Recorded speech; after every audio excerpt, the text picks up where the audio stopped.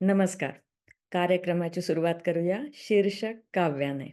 निघालो तेव्हा दिसत होता तो फक्त क्षितिजावरचा सूर्य. निरोप देणाऱ्या जिव्हाळ्याच्या पणत्या झाकोळीत गेल्या त्याच्या प्रकाशानं.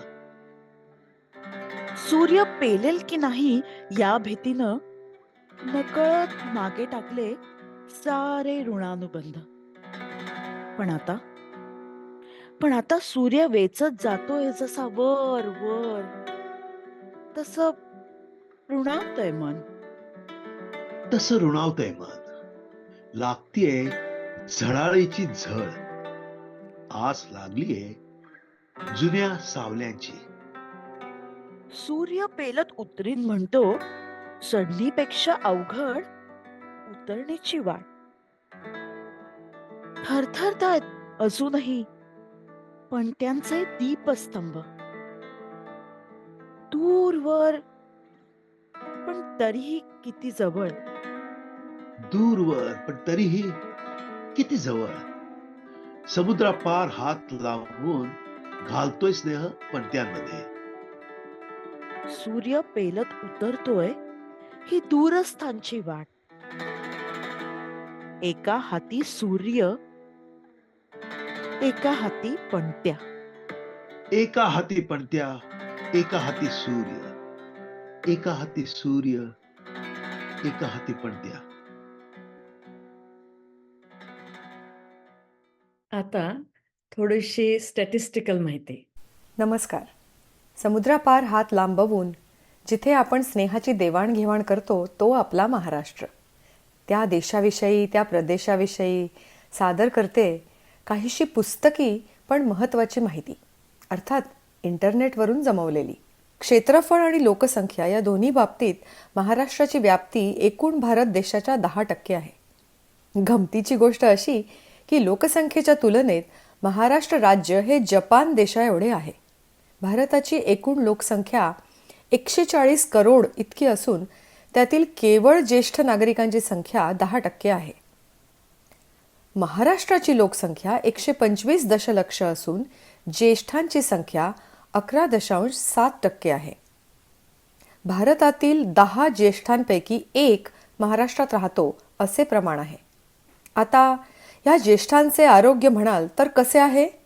शहरात राहणाऱ्या 29% ज्येष्ठांना डायबिटीज, हायपरटेन्शन यासारखी कुठली तरी दीर्घकालीन व्याधी दिसते.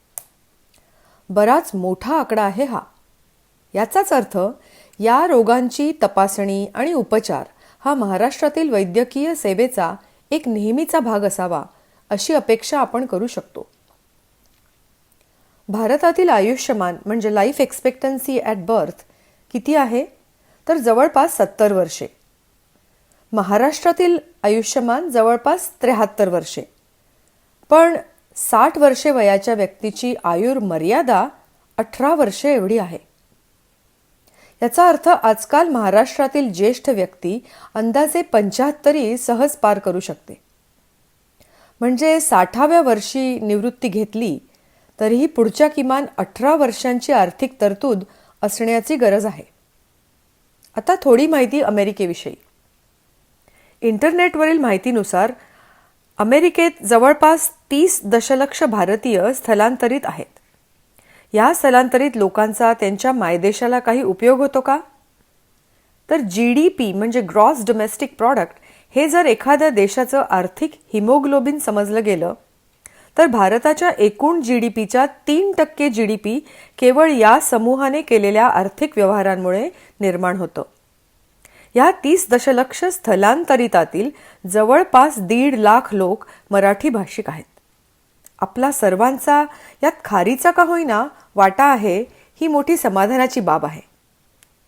हे स्थलांतरित तनाने अमेरिकेत व मनाने भारतात राहतात. खास करून जेव्हा त्यांचे आईवडील मायदेशीच असतात तेव्हा. ह्या समूहाचा वेगळा अभ्यास केला गेलाय का? तर जर्नल ऑफ फॅमिली स्टडीजमध्ये ट्रान्सनॅशनल केअर गिव्हिंग या विषयाचा आढावा घेणारा लेख आहे. त्यात फक्त भारतीयांचाच नव्हे तर इतर सर्व देशातून येणाऱ्या इमिग्रंट्सचा अभ्यास केला आहे. असा अभ्यास भारतातील स्थलांतरितांचे आईवडील या समूहावर पण व्हायला हवा असे वाटते. धन्यवाद. नमस्कार मंडळी. मी भाग्यश्री बारलिंगे, मुक्काम पोस्ट, फिनिक्स, अरिझोना. मुलं परदेशी, आई-वडील मायदेशी या BMM प्रायोजित चर्चासत्रात आपले मनापासून स्वागत असो. गेली 30 वर्षे मी अमेरिकेत आहे. या अवधीत तुमच्या सगळ्यांप्रमाणेच माझ्या करिअरबरोबर माझी मुलं अमेरिकेत मोठी झालीत आणि त्याचवेळी भारतात आई-वडील निसर्ग नियमाप्रमाणे वृद्ध होत गेले. आई-वडिलांच्या वृद्धापकाळात आणि आजारपणात त्यांची आपल्याला हजारो मैलांवरून काळजी घ्यावी लागेल, हे कुणीही कधीही सांगितलेलं नव्हतं. आई-वडिलांचं पालकत्व म्हणजे नक्की काय, याचे धडे घरी किंवा शाळेत दिले जात नाहीत. आणि ही समस्या दत्त म्हणून आपल्यासमोर उभी ठाकते. ज्या कठीण वाटेनं मी आणि माझ्यासारखे अनेक गेलेत, त्यांनी मागून येणाऱ्यांना सावध करावं, हा साधा हेतू या चर्चासत्रामागे आहे. दूरस्थ काळजीवाहकाची भूमिका निभावताना काय अडचणी येतात, ह्या समस्येला अनेक पैलू आहेत, कंगोरे आहेत, त्यांची चर्चा होणं जरुरी आहे. ही गरज लक्षात घेऊन मुलं परदेशी, आई-वडील मायदेशी या चर्चासत्राचे आयोजन BMMनी केले आहे. वृद्धकेंद्रित समस्यांचा ज्यांनी गेली अनेक दशके अभ्यास केला आहेत, अशा 2 तज्ज्ञ व्यक्तींशी आज आपण बातचीत करणार आहोत. डॉक्टर वनिता पटवर्धन आणि डॉक्टर रोहिणी पटवर्धन. डॉक्टर वनिता पटवर्धन यांची ओळख प्रज्ञा मानस संशोधिका, ज्ञानप्रबोधिनी पुणे येथे ज्येष्ठ संशोधन सल्लागार. तेथे सुमारे 45 वर्ष संशोधन, अध्यापन, प्रशिक्षण, मार्गदर्शन, समुपदेशन, व्यवस्थापन असे विविधांगी मानसशास्त्रीय काम. डॉक्टर रोहिणी पटवर्धन या शिक्षण आणि वृद्ध कल्याण शास्त्रामध्ये तज्ज्ञ आहेत. पुणे विद्यापीठामधून त्यांनी वृद्धाश्रमाचे व्यवस्थापन या विषयावर PhD पदवी प्राप्त केली आहे. सन वर्ल्ड फॉर सिनियर्स या वृद्ध निवासाची स्थापना त्यांनी केलेली आहे. मी या दोन्ही तज्ज्ञांचे या चर्चासत्रात स्वागत करते आणि चर्चेला प्रारंभ करते. तर पहिला प्रश्न वनिताताई, मुलं परदेशी, आई-वडील मायदेशी हे चित्र घरोघरी आढळून येतं. युनायटेड स्टेट्स ऑफ महाराष्ट्र असं म्हटलं जातं. तर हे चित्र दिसतं तितकं साधं, सरळ, सोपं, एकेरी नाही, तर अनेक पदरी आहे. तर दूरस्थ मुलांनी आई-वडिलांची काळजी कशी घ्यावी? भाग्यश्री, चांगला प्रश्न विचारलायस तू. ह्या सत्राला मी नाव दिलं आहे गोफ नात्यांचे. गोफ नात्यांचे म्हणताना मला असं वाटलं की हे सगळे रेशमी गोफ आहेत आपले कुटुंबातले जे आहेत ते, आणि ते खूप छान असतात, मऊसूत असतात, रेशमी असतात, देखणे असतात, रंगीबेरंगी असतात, आणि त्यामुळे ते खूप सुंदर असतात आणि ते जपावे पण लागतात.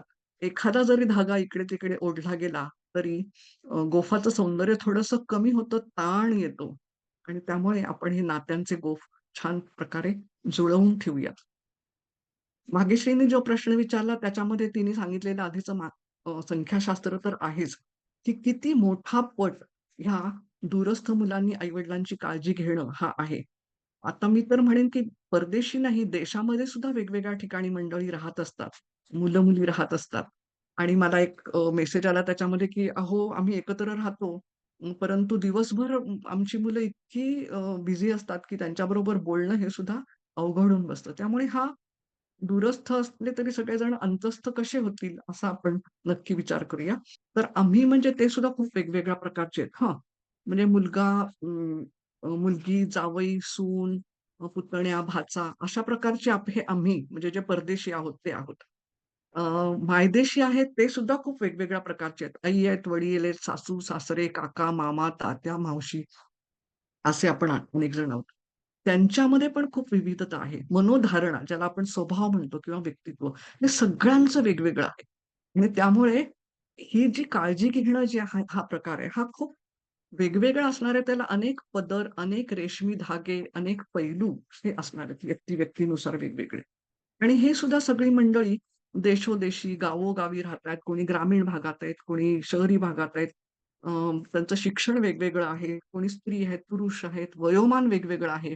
काही-काही आई-वडिलाचे 50-55 चे आहेत, तर काही-काही आई-वडील आहेत 95 चे, आणि त्यांची मुलं इथली माझ्या वयाची साधारणपणाने 70-75 वर्षांची आहेत. म्हणजे इतका हा फरक हा दूरस्थ मुलांनी काळजी घेण्याचा असा आहे. आणि काळजी काळजी कुठली घ्यायला लागते? आपल्या आई-वडिलांचं मानसिक, शारीरिक स्वास्थ्य बघायचंय, त्यांचं अर्थकारण बघायचं आहे, रोजचा दिनक्रम त्यांचा कसा व्यवस्थित असेल ते बघायचंय, त्यांची स्वतःची कामं-धामं, त्यांची नाती, सगळं हे बघण्याची जबाबदारी असते. आणि मग ह्याच्यावरती तोडगा काय? तर एक मला असं सूत्र दिसलं, की आम्ही राहतो परदेशी आणि मनाने मायदेशी. तर महाराष्ट्रातील संबंधित सध्याच्या सर्व परिस्थितीची जाण आपल्याला असायला हवी. हं. त्याच्यातल्या सध्याच्या असं मी म्हटलं कारण की आपण आम्ही जे आहोत म्हणजे मुलं-मुली आहात, पाल्य जे आहेत, ते 20-30 वर्ष अमेरिकेमध्ये आहेत. आता आपण अमेरिका आणि महाराष्ट्र एवढ्यावरतीच लक्ष केंद्रित करूया.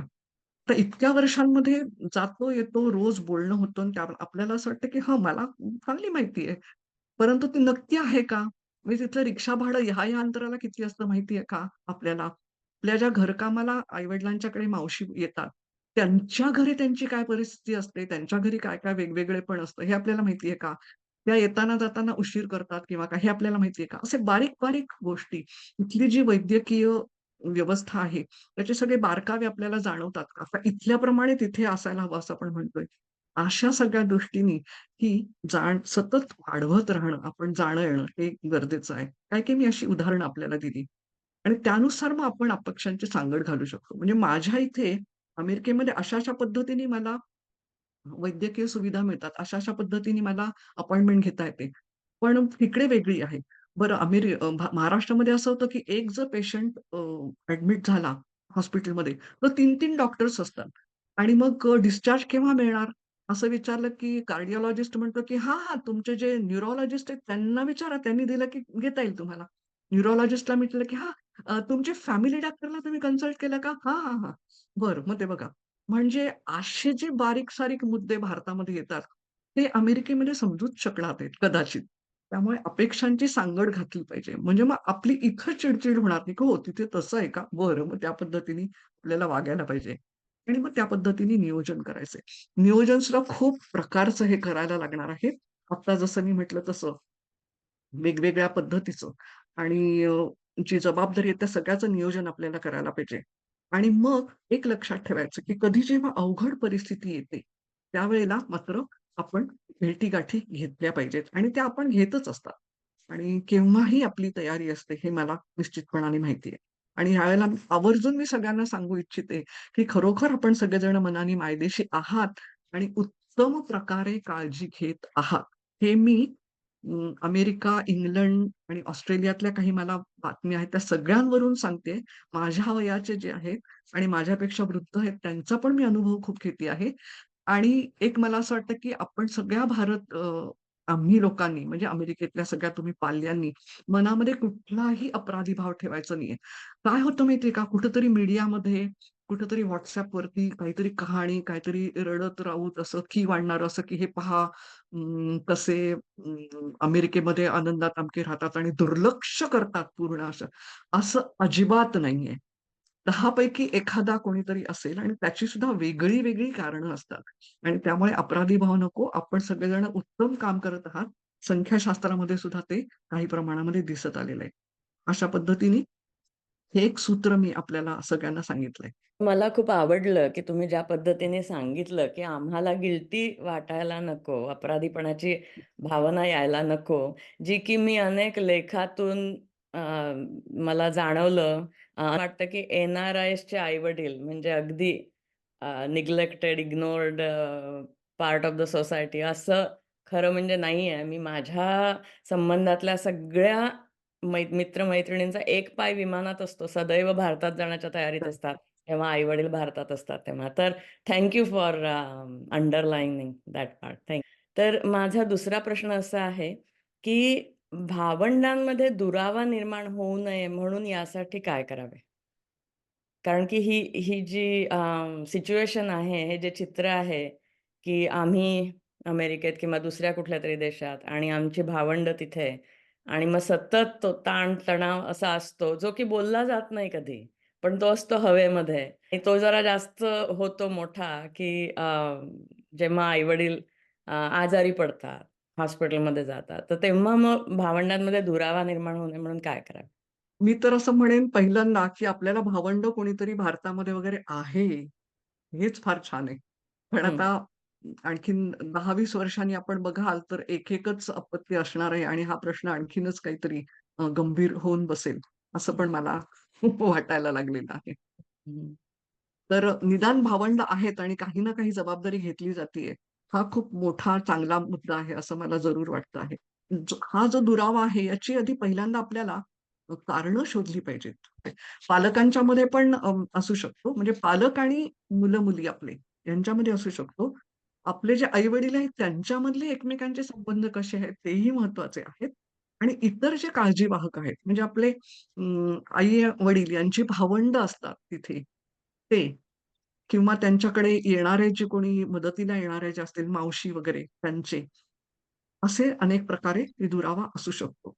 म्हणजे आपण आता फक्त भावंडांमधला बोलूया, परंतु मी जे काही सांगणार आहे ते अनेक प्रकारचे जे दुरावे आहेत त्याच्या सगळ्यासाठी उपयोगी येतील. आणि दुराव्याचे विषय सुद्धा अनेक असतात. त्याच्याविषयी आता आपण फार चर्चा करूया नको. पण मुद्दा असा आहे, की का दुरावा आलाय? म्हणजे लहानपणापासूनच थोडाफार दुरावा आहे का? आणि तो मोठा झाला आहे का? म्हणजे कदाचित भाग्यश्रीनी मागे एका चर्चेमध्ये म्हटलं होतं, की अमेरिकेतली जी मुलं-मुली असतात, त्यांच्याविषयी इतरांची म्हणजे इतर काळजीवाहकांची काहीतरी सावत्र अशी भावना असते, की काय तुम्ही आपल्या अमेरिकेमध्ये मौज-मजा करता, आनंदात आहे, तो काय स्वर्ग आहे, असं काही होतंय का? हं. कारणं काय-काय आहेत? कधीपासूनचा दुरावा आहे? तो आता वाढलाय का? असं त्याचं थोडंसं विश्लेषण करायला पाहिजे.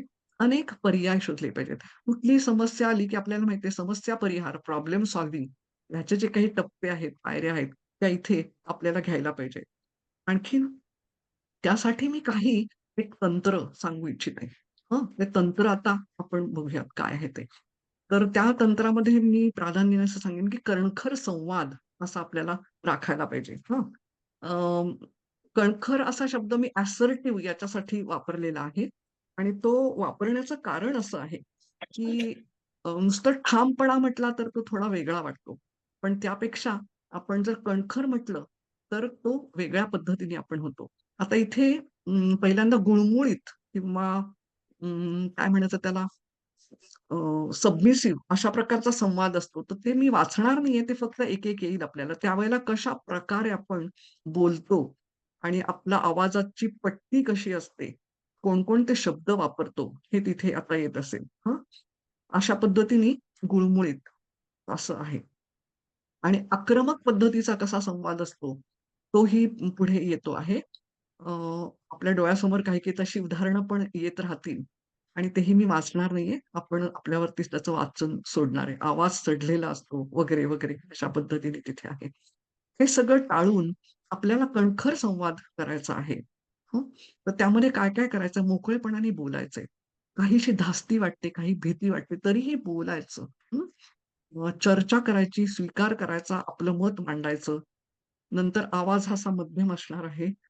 खूप खालची स्वर नाही, खूप आक्रमक जोरजोरात नाहीये आणि एरवी कसं होतं, अशा पद्धतीने अशी आपली देहबोली असते किंवा आक्रमक असतं त्यावेळेला अशा पद्धतीने असते. तसं काही न करता थोडंसं स्मितहास्य ठेवता येतंय का?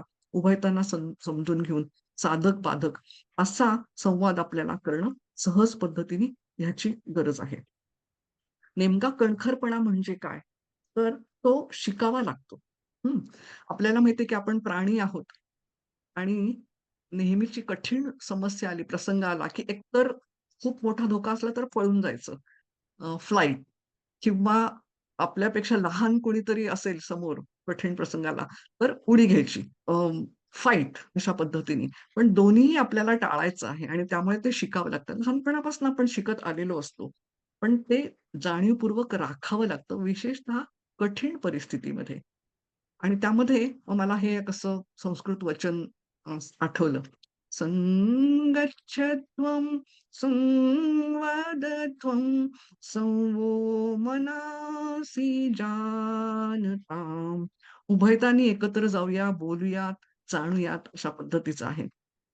आता हा जो कणखरपणाला कणा आहे, तो असा आहे, की उभयता दोन्ही ज्याला आपण विन-विन सिच्युएशन म्हणतो मॅनेजमेंटमध्ये ती आणि आपला स्वभाव आणि आपले विचार ह्याचा त्याला पाठबळ द्यायला लागतं. हे सोपं नाही बरं का. प्रत्येक ठिकाणी म्हणजे बोलताना आपल्याला वाक्य मनात ठरवावी लागतात. काय बोलायची आहे ती आणि कसा आपला आवाज नियंत्रणात ठेवावा हे सगळं करावं लागतं. हा सगळा ह्याचा कणा आहे. आणि त्याच्यामध्ये पुढे वर्णन आहे, की स्वतःच्या व इतरांच्या भावना, गरजा, हक्क समजून घ्यायचे, योग्य प्रकारे आपण व्यक्त करायचं आणि ऐकायचं सुद्धा. कम्युनिकेशन स्किल्स किंवा संप्रेषणामध्ये आपण शिकलेलो आहोत. बहुतेक जण शिकलेले आहेत, की ऐकणं हे पण खूप महत्वाचं आहे. आणि आत्मविश्वासाने थेट परिणामकारकतेने संवाद साधायचा आणि याच्यासाठी आधी विचार करून ठेवावा लागतो, की बाबा असा अवघड आता काहीतरी वादाचा मुद्दा येणार आहे. मग काय-काय बोलूया? अशी तयारी प्रत्येक ठिकाणी आपल्याला करायला लागते. आता ह्याच्यामध्ये लाभ पण आहे आणि जोखीम पण आहे. म्हणजे तोटे सुद्धा होतात कणखरपणाचे. त्यामुळे ते आपल्याला माहीत करून घ्यायला पाहिजे, की काय-काय होतंय ते. आता तुम्ही म्हणाल, की हे आता शिकायचं म्हणताय, शिकायचं म्हणताय, तर कसं काय शिकायचं? तर मी एक छोटीशी कृती तुम्हाला सांगणार आहे. ती मुलगी जशी बघतीये, तसं आपण स्वतःकडेच थोडंसं बघायचंय, की कठीण प्रसंगी मी कुठे आहे? एक 10 सेकंद मी आपल्याला देणार आहे आणि इथे अशी रेषा काढली बघा, ज्याला आपण कंटिन्युअम म्हणतो, रेखा म्हणतो तशी. एका बाजूला 1 भिडस्त, पॅसिव्ह, सबमिसिव्ह अशा पद्धतीचं दाखवलंय आणि 5 आकड्याला आक्रमक असं आहे. मध्ये कणखर असं म्हटलेलं आहे. तर जेव्हा अवघड प्रसंग येतो, घरी-दारी, आई-वडिलांशी बोलताना, भावंडांशी बोलताना विशेषतः, तर त्यावेळेला मी कुठे आहे, हे आपण एक 10 सेकंदामध्ये नोंदवायचंय.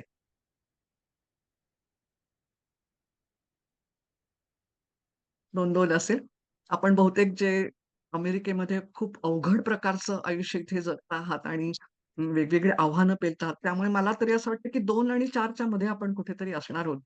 जास्तीत जास्त 3च्या मध्ये राहण्याचा प्रयत्न करायचा आणि आणखीन एक मी सांगून ठेवते, की जेव्हा असं काहीतरी अं, तटातटीचं, ताणाताणीचं बोलणं आपल्या भावंडांशी झालेलं असेल, त्याच्यानंतर थांबून एक क्षणभर मी कुठं होतो नक्की? मी नक्की कुठे होते? 3च्या आसपास होतो का, होते का, नाही का?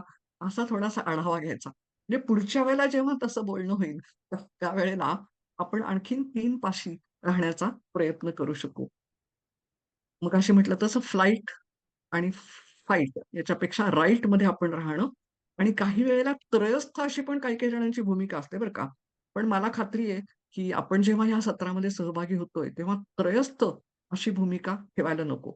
मला आणखीन एक जाणवतंय, की जे आई-वडील आहेत, असे महाराष्ट्रातले खूप जण सुद्धा आता हे सत्र ऐकताहेत आणि त्यामुळे त्यांनाही याचा सगळ्याचा फायदा होईल असं मला वाटतंय, की पालकांनी सुद्धा कणखरपणाने संवाद राखण्याची गरज आहे असं मला इथे जरूर सांगावसं वाटतं. आता हे सगळं शिकण्याची तंत्र पण आहेत हं. तर तुम्ही जर Googleवरती जर गेलात तर धो-धो माहितीचा साठा येईल. त्याची तंत्र, मंत्र, ऑडिओज, व्हिडिओज खूप येतील. आणि असे प्रशिक्षण कार्यक्रम आपण खूप अटेंड केलेली असतील. मी स्वतः बरेच प्रशिक्षण घेतलेत. माझा एक छोटा मोनोग्राफ पण या विषयावरचा प्रसिद्ध झालेला आहे. तर त्या तंत्रांची फक्त मी नावं घेते, कारण ते सगळं इथे स्पष्ट करणं शक्य होणार नाहीये. सेल्फ एनालिसिस त्याच्यामध्ये आपली दैनंदिनी लिहिणं असं सुद्धा आहे. स्वतःशी संवाद करत राहणं असं सुद्धा आहे. काही जणांना माहिती आहे, की Johari window, SWOT analysis, strength, weaknesses, opportunities, threats असं एक तंत्र आहे. वेगवेगळ्या इन्व्हेंटरीज, क्वेश्चनर्स आहेत, त्या आपण कामाच्या ठिकाणी बहुतेक सोडवलेल्या असतील बहुतेकांनी. तर आणखीन एक त्याच्यामधली तंत्र आहेत broken or stuck record, I statements, negative inquiry, fogging अशी अनेक प्रकारची तंत्र आहेत. आणि ते शिकत आपण कणखरपणा अंगीकारू शकतो आणि याच्यामुळे निश्चितपणाने अनेक प्रकारचा दुरावा आणि अनेक प्रकारचे नात्यातले जे गुंते आहेत, ते सुटू शकतात. हे मला जरूर सांगावसं वाटतं. वाह! हे फारच छान सांगितलं हं, की कणखरपणाने वागायचं. कारण की काय होतं, की आपल्या बहीण-भावंडांशी कणखरपणा असा राहत नाही. कधी-कधी वेगळं असतो आपण किंवा आपली जी हो, लहानपणापासून जी रिलेशनशिप असते तीच टिकते जन्मभर की काय असंही होतं. त्यामुळे समोरची व्यक्ती पण कणखर पाहिजे. कारण की काय होतं, की मीच जर कणखर असली, तर माझ्या बहिणींना हो. वाटेल, की मी ताईगिरी गाजवते आणि असं मी केलेलं आहे. तर तर तसं होऊ नये म्हणून मी सारखं मी जेव्हा माझ्या आई-वडिलांची काळजी घेतली, so I used to bring them to the table to discuss. म्हणजे ते चर्चा होऊन तो कणखरपणा सगळ्यांमध्ये आला पाहिजे, की नाही मला हेच पाहिजे. कारण की कणखर नसलेले लोक काय होतं, की नंतर ते बदलू शकतात. नंतर ते येऊन म्हणू शकतात, "अरे नाही, नाही आम्हाला असं नको, नको होतं." असं नको व्हायला कधी. पण तुम्ही ते फॉगिंग टेक्निक काय आहे ते सांगाल? It sounds interesting. हां. एक आधीच सांगते, की ही सगळी तंत्र काहीतरी फुलप्रूफ आहेत असं नाही. काही लागू पडतात, काही नाही. काही जर आपण तंत्र वारंवार वापरली तर त्याचे तोटे सुद्धा होऊ शकतात. त्यामुळे सावधपणाने वापरायचं. तर फॉगिंग टेक्निक असं आहे, की मुख्यतः जेव्हा आपल्यावरती आरोप केले जातात, उपहास, टीका केली जाते, त्यावेळेला हां. की काय तुम्ही अमेरिकेत राहता मौज-मजेत मगाशी मी म्हटलं तसं आणि काय आई-वडिलांची काळजी नाही. जाताना माहीत होतं ना तुम्हाला, यायला काय होतं तुम्हाला गणपतीला याला अशा पद्धतीने. इथे आम्ही करतोय सगळं. तुम्ही तिथे जाऊन तुमचं रुटीन करा. वेगवेगळ्या प्रकारचे उपहास, टीका आपली भावंड असतील किंवा आपले जवळचे कोणी असतील ते करत असतात. अशा वेळेला परिस्थिती खूप अवघड होते. आपण आपल्या परीने खूप करतच असतो. पण समोरच्याचा काहीतरी मनातला राग असतो, चीड असते, कधी-कधी मत्सर असतो आणि त्यामुळे अशी उपहास, टीका अशी होऊ शकते. हे आपण ध्यानात घ्यायचं. आणि जेव्हा असे बाण येतील की नाही आपल्यावरती, शब्दांचे बाण येतील ना, तेव्हा ते जणू एखाद्या फॉगमध्ये आलेले आहेत आणि ते माझ्याकडे येऊन थांबलेले आहेत. हां, म्हणजे धुक्यामध्ये ते आलेत आणि माझ्यापाशी येऊन विरलेले आहेत. आपण काय करतो, समोरच्यानी जे म्हणलेलं आहे त्याचा प्रतिवाद करण्याचा, त्याला समजावण्याचा. "ते असं नाहीये, तर तसं नाही, मम्मी असं केलं नव्हतं का? मी त्याला ते विचारलेलं होतं." काहीही नाही समजावणे, नाकारणे, काही नाही. "हां, हां, हो, तुम्हाला तसं वाटतंय. बरं, ठीक आहे." म्हणजे ते जे आलेले बाण आहे ते आपल्यापाशी ठेवून द्यायचे. बुमरँगसारखे उलटे मारायचे नाहीत. असं एक तंत्र आहे. आणि मी म्हटलं तसं ह्यातली 2 तंत्र एका वेळेला काही वेळेला वापरावी लागतात. म्हणजे हं. एका बोलण्यासाठी फॉगिंग वापरलंय. नंतर आपला विषय बदलला, की त्याच वेळेला आपल्याला ब्रोकन रेकॉर्ड टेक्निक वापरायला लागेल. तर हे अशा पद्धतीची काही तंत्र आणि मंत्र आहेत. ब्रोकन रेकॉर्ड म्हणजे काय? म्हणजे एक म्हणजे असं थोडंसं कळतंय, पण तरी पण तुमच्याकडून ऐकायला आवडेल. जुन्या पिढीतल्या लोकांना माहिती असेल, की रेकॉर्ड प्लेयर असायचा गाणी ऐकण्यासाठीचा आणि त्याच्यामध्ये ती एक तबकडी असायची. त्यावेळेला आम्ही त्याला प्लास्टिकची तबकडी म्हणायचो हं. आणि त्याच्यावरती एक पिन ठेवायची आणि मग होय. ती रेकॉर्ड अशी आहे, फिरायची आणि आहे. गाणं वाचून ऐकवायचं. नाहीये. हं. जुनं झाला रेकॉर्ड प्लेयर किंवा काहीतरी रेकॉर्ड किंवा पिन, ती पिन एका ठिकाणी अडकून राहायची आणि समजा संगच्छदं, संगच्छदं, संगच्छध्वं असं एवढंच ऐकू यायचं. पुढे ते हां. सरकायचेच नाही. मग उचलून पिन ठेवायची आणि मग पुढे जायची. हं, तर हं, काही वेळेला असं होतं, की आपण म्हणतो आहोत ते समोरच्याला हं. मान्य होत नाही, पटत नाही. आपल्याला तरी वाटतं तळमळीने अगदी पोटातनं वाटत असतं, की ते तसं व्हायला पाहिजे आहे. आणि मग समोरचा माणूस वेगवेगळ्या सबबी सांगतं, इकडे विषय वळव. आता उदाहरण देते. हं. "बाबा तुम्हाला एम-आर-आयसाठी अपॉइंटमेंट घ्यायची हां, ती तुम्हालाच घ्यावी लागणार आहे. हां, हं, तुमच्या हं. सोयीने घ्या. हं, तर हं. ती पुढच्या आठवड्यात घ्या हां तुम्ही."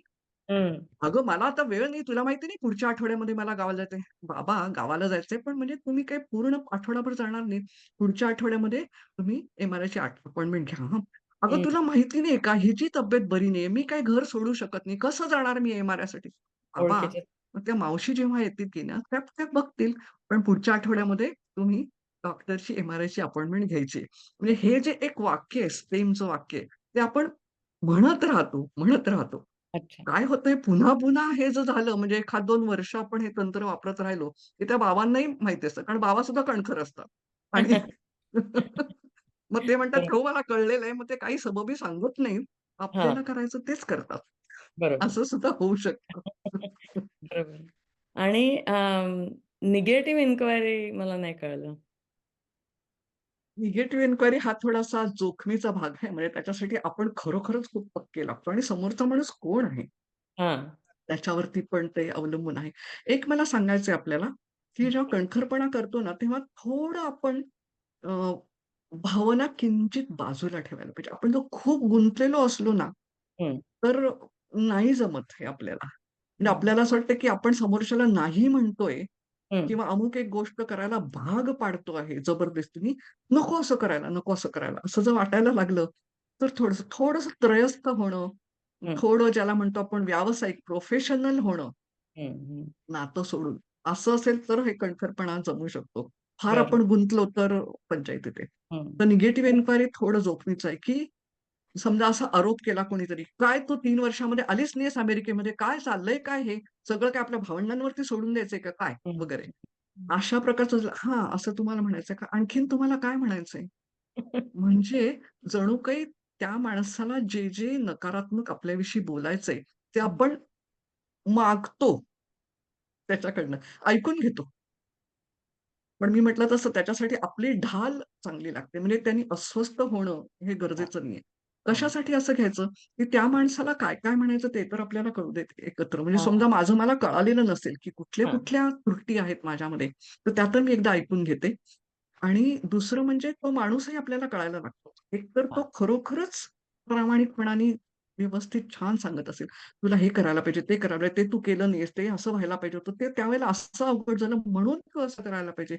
ऐकून घ्यायचं. आपल्याला छान त्याच्यात सल्ला पण मिळतो. कोणीही आपल्याला असं बोलतं, त्यावेळेला आपल्या मनात ती जी व्यक्ती आहे, त्या व्यक्तीने आपल्या तिथल्या माणसाची कधी काय काळजी घेतली आहे, त्यांचे संबंध आहेत का नाही आहेत, याच्यावर आपण जजमेंट घ्यायचं आणि जरी ते काहीही बोललेले असले, तरी तुम्ही जर 6 महिन्यातनं जात नाही, गरज पडली तर काही नाही. अचानक आजारी पडलं की नुसतं भेटायला येऊन कमेंट्स करता किंवा अडचण आली की नुसतं एकदा येता, असं असेल तर आपल्या मनाने त्या व्यक्तीच्या वर एक फुली मारून टाकायची. खूप सिरियसली घ्यायचं नाही. हो बाबा, त्यांनी आपल्याला म्हटलं, की "तू नाही बेजबाबदार." तर तो काही आपला कोणी लागत नाही. त्याच्यामुळे त्याचं मनावर घेऊन आपण स्वतः डिस्टर्ब व्हायचं नाही. पण अगदी जेन्युइन व्यक्ती असेल आणि ती जर म्हटलं असेल, तर तिच्या मात्र मनाला काय असेल हे त्यांच्याकडनं विचारून घेणं आवश्यक आहे. अनेकदा 6-6 महिन्यात न येणारे लोकं येऊन आपल्याला डिस्टर्ब करतात आणि विशेषतः परदेशी राहणाऱ्या मुलाच्या बद्दल त्यांना काहीच माहिती नसते. ते स्टेटमेंट करतात. तर ह्या बाबतीमध्ये आपण माणसं त्यांच्यावर कोणावर फुली मारायची, हे हो, आपण हो, त्या हो. आपण त्या व्यक्तीशी जेव्हा बोलतो, तेव्हा कोण आलंय का नाही आलंय, भेटलंय का नाही भेटलंय, कुणी अडचणीच्या वेळेला मदत केली का, ह्याच्या आपल्या मनामध्ये एक जजमेंट घ्यायचं आणि अजिबात दुखावून घ्यायचं नाही स्वतःला. ठीक आहे, तुला वाटलं मी ऐकलं. मला माहिती मी काय करतो ते. याने खरंय. खूप अगदी फरक बरोबर. पडतो. बरोबर. त्यामुळे ज्यांच्यावरती फुली मारतो त्यांच्यासाठी निगेटिव्ह इन्क्वायरी वापरायचंच नाहीये आपल्याला. बरं. हं. ज्यांच्यावरती विश्वास आहे आणि जे हां. खरोखरच मदत करणार आहेत ते त्यांच्या बाबतीत महत्वाचं. ऐकून घ्यायचं. हां, एवढाच फक्त त्याच्यामध्ये भाग आहे. मगाशी आपण पाहिलं की उत्तर द्यायचंच नाही काही सुद्धा हां. आणि त्याच्यात फॉगिंगमध्ये. वेळ जाईल असं वाटतं. त्यामुळे हे महत्वाचं, की ज्या माणसांबरोबर आपण विल कंटिन्यू टू वर्क आणि जे आपल्या आई-वडिलांची काळजी घेणार, तर त्यांच्यानं आपले संबंध चांगलेच हवे. तर त्यामुळे let them empty the trash पहिल्यांदा आणि त्यामुळे मग निगेटिव्ह इन्क्वायरी म्हणजे "आ बैल मुझे मार" असं आपण म्हणतो. पण विशिष्ट व्यक्तींच्या बाबतीतच हे मान्य करायचं. फुली मारलेल्यांच्या बाबतीमध्ये नाही त्यांना. आणि मग शेवटचं वर्केबल कॉम्प्रोमाईज. मगाशी मी म्हटलं तसं विन-विन सारखं करायचं. तुमचं म्हणणं काय आहे ते मी ऐकलंय. माझं म्हणणं काय आहे ते मी ऐकलेलं आहे. तर मग मध्ये कुठेतरी जाऊयात का आपण? हे सुवर्ण तरी मध्य. करूयात का? असं. बरोबर, म्हणजे बरोबर. खरं. प्रोफेशनल आयुष्यामध्ये तर हे मला वाटतं सगळ्यांनाच अमेरिकेतल्यांना करावंच लागतं. हे सगळे करावं. शिकलेलेच असतात. ते अगदी, आपण अगदी. घरी वापरू शकतो का? हां, एवढाच फक्त त्याच्यामध्ये भाग हां. आहे. बरोबर. हां, हे हे खूपच छान आहे ना, हे टेक्निक्स म्हणजे परत-परत जाऊन वाचण्यासारखं आहे हो, याच्याविषयी आणि हो, हो. हो. शिकायला हवीत सगळं, घरी-दारी सगळीकडे. तिसरा आणि महत्त्वाचा प्रश्न असा येतो नेहमी, की आम्हाला वाटतं, की आम्ही मनाने गुंतलेलो आहोत. आमच्याकडून जेवढं आम्हाला करता येतं, तेवढं सगळं आम्ही करतो आहोत आई-वडिलांसाठी. आता we can not be at the bedside all the time. पण आम्ही सतत व्हिडिओ कॉल्स करत असतो, फोन कॉल्स करत असतो, बऱ्याच गोष्टी चालू असतात. पण जेव्हा निर्णय घ्यायची वेळ येते, तब्येतीचे, आर्थिक वगैरे, तर मग ते निर्णय कुणी घ्यावेत असा काही अलिखित नियम आहे का? लिखित नसावा, होपफुली अलिखित आहे का? जी तिथे भावंड आहेत हं, त्यांच्यावरती ती जरा जास्त जबाबदारी. पहिलं म्हणजे निर्णय संगनमताने घ्यायचा. आपण बोलत राहायचं बरं. सतत एकमेकांशी हं. बरं. आणि हां, संगनमताने निर्णय घ्यायचा. परंतु निर्णय निभावणारे कोण आहेत? तिथे बरं. आपण जर इथेच असू, तो निर्णय ज्याची अंमलबजावणी करणार आहेत त्यावेळेला, तर तिथे जे निर्णय आहेत, त्यांनी त्यांच्यावरती ती जबाबदारी सोपवायची. हं. हं, म्हणजे ऐकायला आपण असं म्हटलं, की समजा आता हॉस्पिटलमध्ये ॲडमिट करायला पाहिजे, असा सगळ्यांचा निर्णय झाला. हं. हं. आणि समजा भावंडांनी ऐत्या वेळेला अगदी 11th आवरला असं म्हटलं, की नाही आता काही गरज नाहीये आणि त्याने ऍडमिट केलं नाही किंवा उलटं करू नये असं वाटतं आणि त्यांनी ऍडमिट केलं. असं केलंय. समजा आम्ही निर्णय घेतला होता आणि त्याच्यापेक्षा वेगळंच काहीतरी भावंड वागलेलं आहे, असं होऊ शकतं.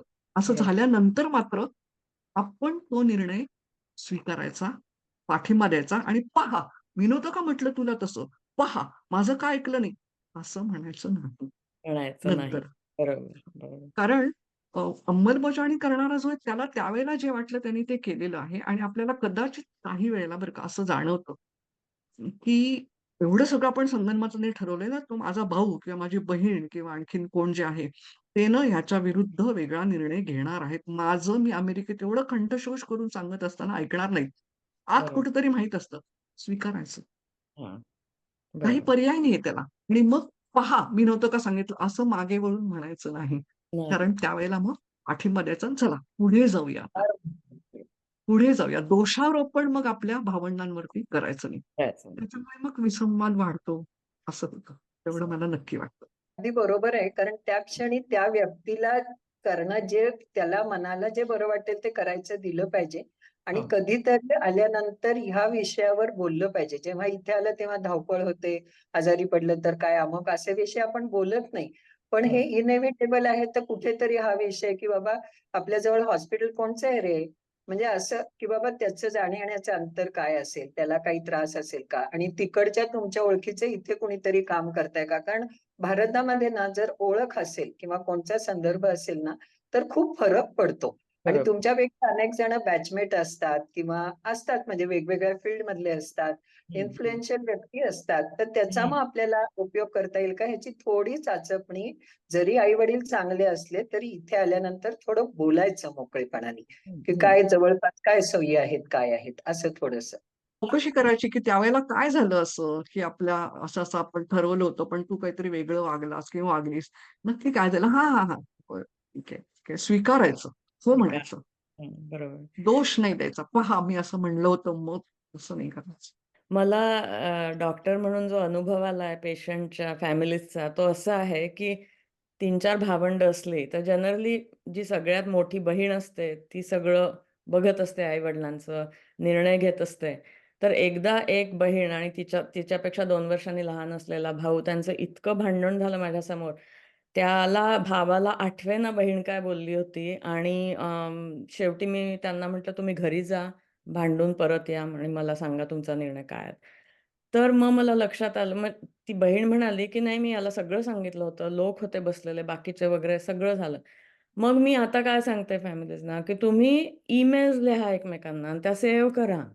This is documentation. जसं मेडिसिनमध्ये डॉक्युमेंटेशन असतं, तेव्हा खूप महत्त्वाच्या गोष्टी असतात आई-वडिलांविषयी, की त्यांचा डायग्नोसिस कसा झाला, मग त्यांची ट्रीटमेंट काय झाली, कुठवर आहे, प्रोग्नोसिस काय आहे, हे सगळ्यांना कळावं म्हणून एक ग्रुप ईमेल टाकत जा.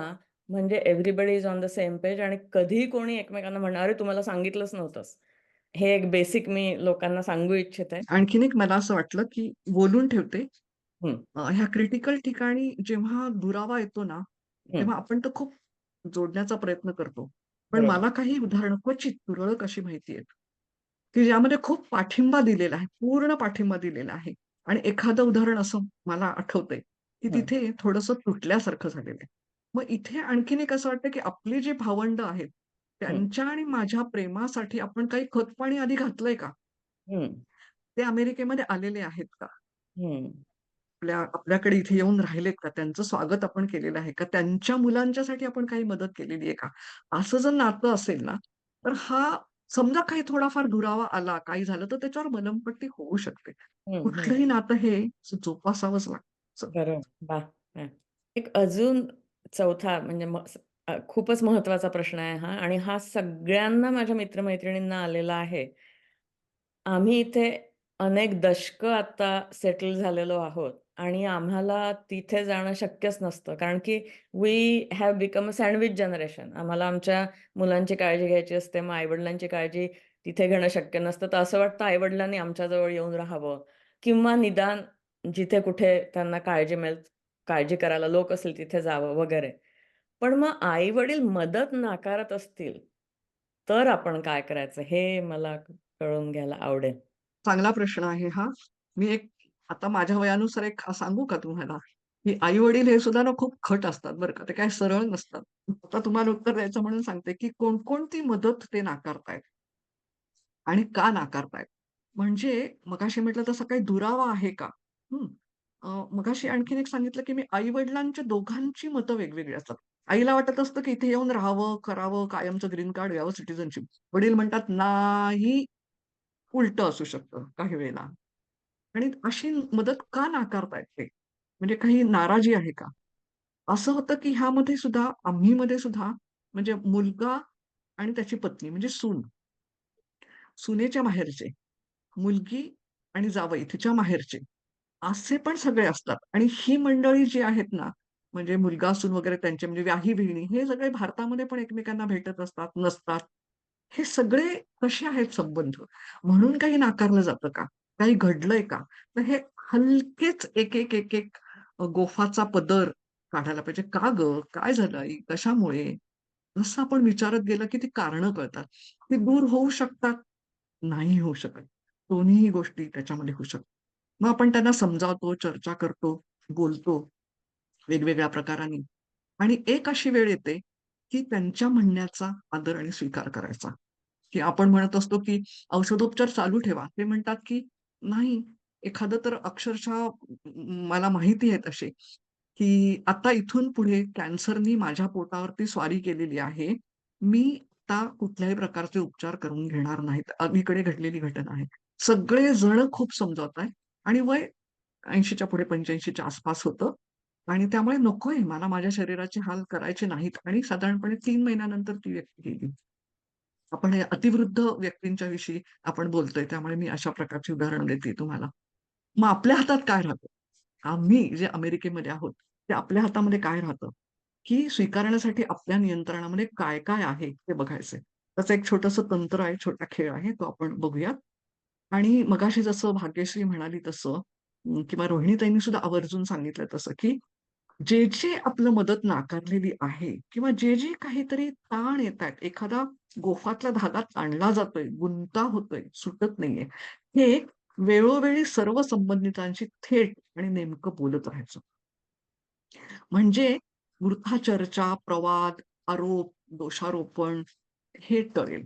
बोलत राहायचं आणि मग आपण बोलताना किंवा ते लिहिताना, ईमेल करताना जसं भाग्यश्री म्हणाली तसं, पण वाक्य जरा विचार करून लिहितो. आपलं लिहिलेलं वाक्य पण आपण वाचतो हं, आणि ते एक डॉक्युमेंट राहतं.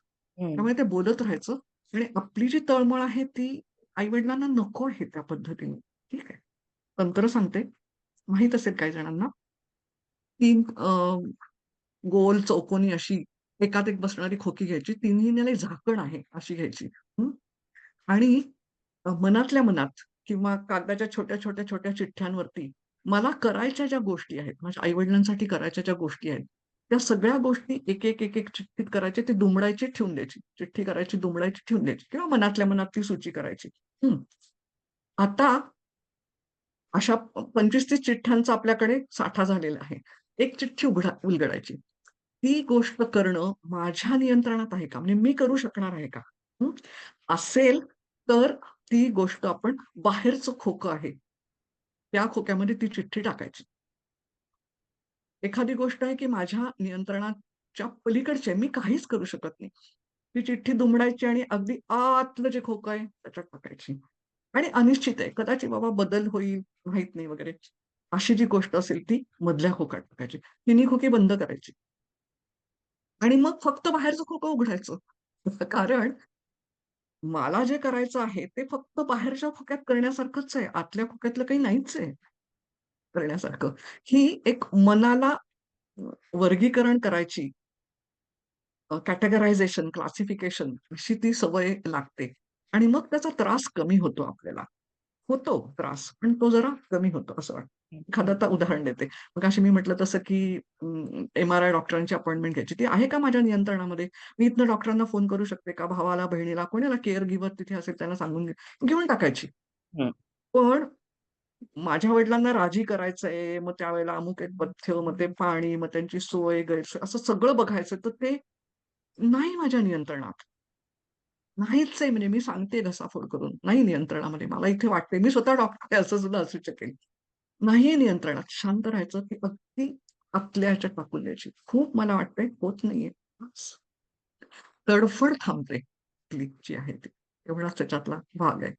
बरोबर. आता रोहिणीताईंना हा प्रश्न विचारूया, की आई-वडील दूरस्थ मुलांकडून मदत का नाकारतात? तर रोहिणीताई, तुमच्या अनुभवावरून तुम्ही काय सांगू शकाल? भारतातल्या आपल्या आई-वडिलांच्या बद्दल निश्चितपणे एक सांगू शकते, की भारतातले आई-वडील आपल्या मुलांना शिकवणं, त्यांची सगळी काळजी घेणं, त्यांना परदेशी जाण्यासाठी प्रोत्साहन देणं, खर्च करणं, इथला सपोर्ट सगळं करतात. त्यांना जर वेळ आली, की आपल्याला मुलावर अवलंबून राहावं लागतंय किंवा मुलगा आपली काळजी घेतोय, तर त्यांना अस्वस्थ वाटतं. त्यांना वाटतं, की आपण कर्तव्य केलंय आणि हं, मग आपण त्या मुलाकडनं घेणं म्हणजे काहीतरी नको. हं. आणि दुसरी महत्वाची गोष्ट अशी आहे, की दुसऱ्या देशामध्ये वैद्यकीय उपचार भयंकर महागडे आहेत. छोट्या-छोट्या गोष्टींना पण प्रचंड खर्च येतो. त्याचं एक नकळत दडपण इथल्या भारतातल्या म्हणजे आई-वडिलांवर असतं. त्याच्यानंतरचा जर विचार केला, की जेव्हा काळजी घेण्याची परिस्थिती येते, हं. पहिली गोष्ट म्हणजे जेव्हा मुलं तिकडे येतात, तेव्हा सेटल होतात, त्यांचे चॅलेंजेस, तेव्हा इथल्या लोकांचं व्यग्र आयुष्य, याच्यातनं संबंध थोडे विस्कळीत होतात. आणि विस्कळीत झाल्यानंतर जेव्हा काळजी घ्यायची परिस्थिती निर्माण होते, तेव्हा ते नव्याने जोडणं, तेवढा विश्वास निर्माण करणं, हे प्रयत्नपूर्वक करणं आवश्यक आहे. ते तितकंसं केलं जात नाही. मालमत्तेसंदर्भात मनामध्ये कडवटपणा असेल, तर ते पालक तयारच होत नाहीत. शेवटचा मुद्दा कदाचित आता अलीकडे जास्त महत्त्वाचा निर्माण होतो, की आम्हाला आता नाही बास, आम्ही आमचं आयुष्य जगलेलो आहे. त्यांची जीवनेच्छा कमी झालेली असते. आई-वडील मदत का नाकारतात? या प्रश्नाचं उत्तर दोन्ही तज्ञांनी अतिशय डिटेल्समध्ये दिलेलं आहे. तर ते आपल्या सगळ्यांच्या उपयोगी पडावं. आता मी सगळ्यात शेवटचा प्रश्न विचारते आणि सगळ्यात महत्त्वाचा माझ्या दृष्टीने. दूरस्थ काळजी वाहकाचं काम करत असताना आम्ही स्वतःची काळजी कशी घ्यावी? म्हणजे शारीरिक काळजी तर घेतच राहतो, पण मानसिक काळजी कशी घ्यावी? Self care of care givers हा खूप मोठा मुद्दा आहे. याच्याविषयी हं, सुद्धा पुष्कळ पुस्तकं वगैरे आहे. आम्ही पण काही त्याविषयीचे सत्र घेत असतो. तर भावनांची प्रगल्भता आपण जोपासली पाहिजे. कोणकोणत्या भावना आपल्यामध्ये असल्या पाहिजेत. सर्वसाधारण आयुष्यासाठी आहे. पण काळजीवाहक म्हणायचं म्हणजे तेव्हा विशेषतः अतिवृद्धांची काळजी करताना खूप स्वस्थता नसते. झोप लागत नाही, अन्न-पाणी नीट येत नाही. कारण आपण हजारो मैल दूर असतो. अस्वस्थता येते. मग त्यावेळेला प्रयत्नपूर्वक शांत, आनंदी, उत्साही, प्रसन्न असं हं, राहणं, हं. उत्सुक असणं, निर्भय असणं, या सगळ्याची गरज आहे. आणि त्याची पण तंत्र-मंत्र अनेक आहेत. ध्यानाचं एक तंत्र आहे आपल्याला माहिती आहे. योगासनांचं तंत्र माहिती आहे. आणि स्वतःवरती सतत काम करत राहायचं. एक गोष्ट आहे, की आपली नकारात्मक भावनांची पातळी ही मोजता येते. मापन करायचं. स्वतःचं स्वतः निरीक्षण करायचं किंवा आपले जोडीदार, पती-पत्नी, मुलं आसपास असतील, त्यांना त्यांच्याशी बोलत राहायचं. 3 त्याच्यामध्ये निकष आहेत. एक म्हणजे अमुक एक समजा अस्वस्थता ही भावना आहे, राग ही भावना आहे किंवा हतबलता, नैराश्य अशी भावना आहे. बरोबर. चीड येण्याची भावना आहे. अशा ज्या काही नकारात्मक भावना आहेत, त्या किती वेळा येतायत, वारंवारता, फ्रिक्वेन्सी. खूपदा येतायत, दिवसातनं अनेकदा येतायत, आठवड्यातनं 10 वेळा येतायत. जास्त असल्या बघायचं. तीव्रता म्हणजे चीड येणं हे ठीक आहे. हं. पण संताप येतोय का? हं, हं. बरोबर. तीव्रता, इंटेन्सिटी, हं, संताप येतोय का? हं, किंवा अस्वस्थतेमुळे अजिबात झोपच लागली नाही, इतकी तीव्रता झालेली आहे का? आणि कालावधी. हं, एक संतापाची जी भावना आहे, ती किती काळ टिकलेली आहे. हं. 1 तासभर मी फणफण करते, हातपाय म्हणजे मला सुचत नाही वगैरे म्हणजे किती काळ ती भावना टिकली. असं 3 निकषांवरती जेव्हा आपण जास्त असू, हं. तर काहीतरी केलं पाहिजे. म्हणजे एक तर सल्ला, मार्गदर्शन, समुपदेशन काय जे आहे ते नक्की केलं पाहिजे. नियंत्रणासाठी नक्की काहीतरी प्रयत्न केले पाहिजे. आणि स्वतःकडे बघण्यासाठी मी मगाशी म्हटलं तसं दैनंदिनी लिहिणं, जोहारी विंडो, स्वॉट एनालिसिस अशा आहेत. तशा काही इन्व्हेंटरीज आहेत. हे ऑनलाईन आहेत. बरोबर. मायर्स ब्रिग्स पर्सनॅलिटी टेस्ट बहुधा अमेरिकेतल्या मंडळींनी ती आपल्या कामाच्या ठिकाणी दिलेली असते हं. आणि ती देता येते. बरं. किंवा दुसरं आहे ओशन नावाचं आहे. ओपननेस, कॉन्शियसनेस, एक्स्ट्राव्हर्जन, अग्रीएबलनेस, न्यूरोटिसिझम ही ओशन ही पर्सनॅलिटीची थिअरी त्याच्यावरची आहे. ती पण फ्री आहे. बरं. आणखीन एक युक्ती करता येते. हं, ज्यांच्या बाबत आपल्याला ताण येतोय, समजा आपला भाऊ असेल, बहीण असेल किंवा आपली आई किंवा वडील असेल. आपण आपली प्रश्नावली सोडवायची आणि हम्म. खोटं त्यांच्या वतीने पण आपण सोडवायची. बर. आणि मग त्याच्यातले काही बिंदू जुळतात. तर हा. तिथे आपला मतभेद नाहीये, तिथे ताण नाहीये. बरं. काही म्हणजे असं आपण पत्रिका जुळवणं कसं म्हणतो ना लग्नाच्या वेळेला तशासारखं. असा जो उभा ग्राफ आपण समजा काढायचा म्हटला 15-16 ते मुद्दे आहेत. तर हम्म. काही ते माझा आणि त्याचा असा ग्राफ असे जवळ येतात. आणि बरं. मग त्यावेळेला ठीक आहे. पण काही ग्राफ असे वेगळे येतात. म्हणजे वाईट काही नाही कोणाचाही स्वभाव. समजा कोणी ओपन असेल आणि कोणी क्लोज्ड असेल. वाईट काही नाहीये. हम्म. हम्म. पण एक जण खूप ओपन आहे आणि एक जण खूप क्लोज्ड आहे. म्हणजे हम्म. मग अवघड आहे. हम्म. हम्म. एक जण बोलत राहणार सगळं मोकळेपणाने आणि दुसरं आपलं मनातलं बोलणार नाही. म्हणजे मग तिथे ताण येऊ शकतो. हम्म. दोन्ही वाईट नाहीये. बरोबर. अशा अर्थाने हे आपल्याला कळत जातं. म्हणजे जेव्हा ताण येतो तेव्हाही याचा उपयोग होतो आणि स्वतःला निगा राखण्यासाठी सेल्फ केअरसाठी पण त्याचा नक्की उपयोग होतो. अगदी. मला एक महत्वाचा मुद्दा असा मांडायचा आहे, की होतं काय, की जेव्हा बेडसाईड केअर गिव्हर असतो, तेव्हा अमेरिकेत हे फार बोललं जातं, की burn out of the bedside care giver. पण जो दूरस्थ काळजीवाहक असतो, त्याच्या बर्नआउट विषयी कोणीच बोलत नाही. कारण की त्यांना वाटतं, फोनच तर करतात, तुम्ही फिजिकली दुसरं काही करत नाहीये. पण ती मानसिक गुंतवणूक, इट्स अन इन्व्हेस्टमेंट आणि इतकी प्रचंड असते, की it is टायरसम and it takes a toll on your health. हे लक्षात ठेवावं सगळ्यांनी आणि याचा निचरा झाला पाहिजे. जो ताण निर्माण होतो त्याचा निचरा व्हायला तुम्हाला कोणीतरी मैत्रीण, मित्र कोणीतरी हवं, की ज्यांना तुम्ही हे सगळं सांगू शकला पाहिजे and they should be non judgmental about whatever you are telling them. कळलं ना? म्हणजे असं म्हटलं जातं, "a person who has a good friend doesn't need a psychiatrist." तर तसं ते घडलं पाहिजे. आत्तापर्यंत जी माहिती वनिताताई आणि रोहिणीताई यांनी दिली, ती फार समर्पक आणि उपयुक्त होती. अर्थात प्रत्येकाचे व्यक्तिगत प्रश्न वेगवेगळे असू शकतात. आपण पुढे हे बोलणं चालू ठेवू. तर आशा आहे, की या चर्चेतून तुमच्यापैकी काही जणांना तरी काही महत्त्वाचे मुद्दे किंवा मदतीच्या टिप्स मिळाल्या असतील. या कार्यक्रमाविषयी तुमचे विचार, सूचना, प्रश्न महत्त्वाचे आहेत. ते ईमेलने कळवल्यास ही चर्चा भरीव होण्यास मदत होईल. तुम्ही मला डायरेक्टली कळवू शकता bcbarlinge@gmail.com किंवा uttarrang@bmmonline.org. तुमची उपस्थिती आणि सहभाग या दोन्ही विषयी तुम्हाला मनापासून धन्यवाद देते. वनिताताई आणि रोहिणीताई यांनी मार्गदर्शन केल्याबद्दल त्यांची मी आभारी आहे. BMM उत्तर रंगच्या प्रमुख मंजुषा नाईक आणि BMMचे अध्यक्ष संदीप दीक्षित यांचे मी आभार मानून हा कार्यक्रम संपला असे जाहीर करते. नमस्कार.